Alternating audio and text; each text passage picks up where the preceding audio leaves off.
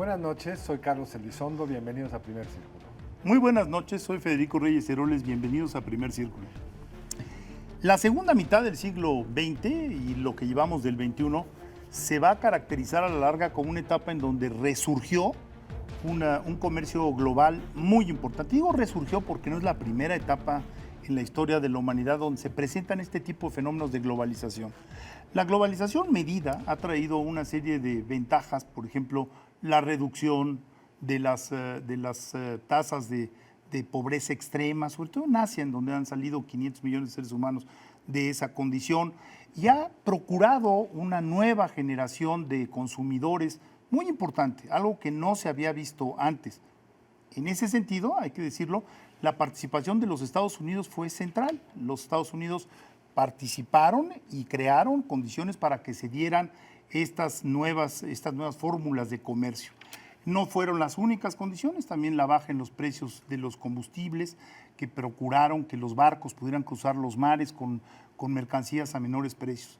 Pero en los últimos 12, 14 meses hemos visto un giro que realmente es asombroso porque cambia todas las reglas del juego de lo que habíamos venido haciendo en los últimos 25, 30 años. Y es que los Estados Unidos se han convertido con Donald Trump en proteccionistas y de pronto ya no están interesados en los acuerdos multilaterales y han empezado a cambiar las reglas del juego de ellos y por lo tanto las globales, Carlos. Y esto es una novedad y es una nueva etapa, ¿no?, de la comercialización y la globalización. Sin duda es el gran tema del momento, es el gran shock que al sistema de intercambio mundial le produce la llegada de Trump y este contraste en la última reunión de la APEC, donde otra vez el que está a favor de las reglas multilaterales y la apertura es el premier chino y Estados Unidos, que después que venía de alabar de una forma un poco denigrante Trump al premier chino, aquí se puso a defender los acuerdos bilaterales y que no íbamos a vivir más en un mundo de apertura. Entonces sí, Trump es un cambio, no sabemos si es un cambio, digamos, que se va a sostener en la historia o es un accidente que será retomado luego, una actitud más multilateral y abierta, pero lo cierto es que para el comercio internacional, en particular para México, que optó por un modelo justo en las líneas de una arquitectura multilateral de libre comercio, Trump es una seria amenaza. Ahora, las reglas cambian, pero el mundo sigue adelante. ¿A qué me refiero? Él cambia o supone que cambia las reglas. Él quiere cambiar las reglas. Pero no es tan claro, porque, por ejemplo, como lo estabas diciendo, pues después de estar en China, va a la reunión de la APEC y en la reunión de la APEC, tanto el primer chino como él pronuncian discursos totalmente diferenciados y después viene lo que todo el mundo presuponíamos que podía ocurrir, y es que el TPP, este tratado multilateral de 11 países, que él fue de los primeros actos de condena hacia la administración Obama, fue salir con la declinación de seguir las negociaciones del TPP, revive con un patrimonio que son todas estas negociaciones que ya estaban encaminadas. Ya estaban terminadas, ya habían firmado, faltaba la aprobación. Con la posibilidad de incorporar pues a uno o dos países más, uno de ellos podría ser Corea, con lo cual el TPP vuelve a cobrar un peso enorme, ¿no? Yo creo que eso es justo lo interesante. Estados Unidos diseñó una arquitectura multilateral porque pensó que en el libre comercio lo que importaba era la certidumbre de las reglas hacia adelante y para abrir además países muy cerrados les ofreció en la constitución del GATT y su heredero, la Organización Mundial de Comercio, los aranceles diferenciados. Es decir, los aranceles con los que Estados Unidos exporta, por ejemplo, a China o a México, si no tuviéramos Telecán, es más alto que viceversa. Había incluso una actitud de que teníamos que tener reglas diferenciadas para permitir emparejar el juego. Estados Unidos hoy piensa que esas reglas les han sido contraproducentes. Las razones de esto son bastante cuestionables porque parecería que Estados Unidos ha sido el gran ganador de la libertad de tránsito, de la libertad cambiaria, de la libertad de comercio, pero aparentemente hay ahí un grupo de ciudadanos de los Estados Unidos que lo ve distinto y que le echa la culpa de sus problemas. Pero porque, como tú decías, además, pues, hay dos temas que están uno arriba de otro. Uno es la globalización y otro es el cambio tecnológico. Es difícil saber qué está teniendo impacto a qué. Pero hoy se ve ya muy difícil y tendría unos costos gigantescos de transición, pasar nuevamente a un modelo proteccionista. Y Estados Unidos, pues hasta ahora ha dado algunos manotazos, pero en términos del intercambio entre México y Estados Unidos, pues las exportaciones este año parece que van a ser, de México a Estados Unidos van a ser récord. Sí, sí, increíble. Por supuesto, bajo la sombra del manotazo que pudiera destruir pues, el primer gran tratado regional en el que Estados Unidos fue miembro, que fue el Telecán. Ahora es curioso porque en las últimas 72 horas han aparecido dos publicaciones muy preocupadas sobre el futuro de los Estados Unidos.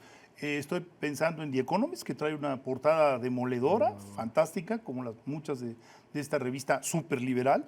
Y después Financial Times, que dice, bueno, perdón, pero al salirse de los acuerdos multilaterales, el mapa para Estados Unidos es un mapa muy restringido. Está muy bien proponer un acuerdo bilateral de comercio con Vietnam, pero Vietnam, sin otras compensaciones, hace que el camino comercial de Estados Unidos se angoste de manera muy dramática. Incluso todo el esfuerzo del TPP por parte de la administración de Obama fue para poner algún tipo de dique al expansionismo chino y tratar de poner dentro de la órbita de Estados Unidos a muchos de los países del Pacífico, porque el libre comercio no solo es cómo vamos a intercambiar, sino que régimen regulatorio. Claro, es lo más importante quizá, ¿no? Vamos a utilizar en este intercambio. Y China pues, es el gran ganador, que es un poco el sentido del artículo Economist, el gran ganador de los Estados Unidos saliendo del TPP es China. Y lo que hay es un esfuerzo liderado por Japón de tratar de ocupar ese espacio para que China no sea quien arrase con su peso monumental, con su estado sin pesos y contrapesos en la negociación de estos estándares de comercio del Pacífico. México está ahí como un candidato a proseguir con estas negociaciones del TPP, pero claramente en la lógica que ha dominado el análisis del comercio internacional hay un perdedor y se llama Estados Unidos, por vocación propia, por decisión propia. Ahora fíjate qué increíble, países que antes no tenían mucho en común desde el punto de vista diplomático, se están de alguna manera aliando. Estoy pensando en China, aliada con Japón, aliada con la India, aliada con Filipinas, para este comercio interasiático, el Tratado de Libre Comercio Interasiático, que a lo mejor nosotros de lejos lo vemos como extraño, raro, pero que es muy importante. O sea, estás hablando de dos potencias enormes, las dos grandes potencias poblacionales por lo menos, y después estás hablando de una potencia económica como Japón que tiene mucho que dar. Y ahí se está cocinando, es decir, que el señor Trump pareciera estar jugando en contra de las tendencias normales, naturales. Y tratar de compensarlo con acuerdos bilaterales a partir de una premisa absurda, que es que si los acuerdos multilaterales coincidieron con un déficit comercial creciente de los Estados Unidos, está explicado por el acuerdo, cuando todos los economistas serios han mostrado que los déficits comerciales no son resultado del régimen de comercio que tengas. Brasil tiene una economía mucho más cerrada que la de México y ha tenido déficits comerciales más importantes que los mexicanos, dependiendo de qué, del nivel de ahorro y de demanda de recursos para inversión y capacidad de producción de una sociedad respecto a otra.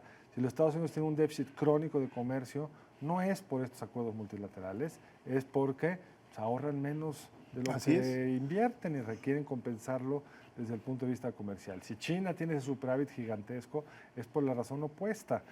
Sí, hay decisiones de política pública detrás de la capacidad de China de ahorrar así, pero no es por el régimen de comercio. Ahora, hay un punto donde Estados Unidos sí tiene razón, creo yo, y que es muy curioso en este viaje que Trump haya hecho estas genuflexiones frente al premier chino, que es si hay un régimen entre Estados Unidos asimétrico, a diferencia de México y Estados Unidos, que tienen arancel cero y las mismas reglas en el intercambio.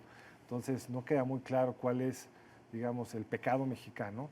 En el caso chino, claramente no es así. Hay un Estado que defendió aranceles muy altos en algunos productos porque era una economía subdesarrollado cuando entró a la OMC, con un Estado que no permite que haya en sentido estricto una economía de mercado, que escoge ganadores, que hay empresas estatales subsidiadas muy competitivas, muy capaces de sostener alianzas con empresas extranjeras y acabarse comiendo los mercados y las empresas de otros países. Ahí sí hay una regla de juego bien asimétrica y Trump no ha sido ni siquiera capaz de usar o lo bilateral o lo multilateral para tratar de poner un piso parejo entre ambas economías, porque parecería que no entiende el fondo del problema. Ahora, yo quiero regresar a lo que tocamos muy de pasadita y que es muy importante.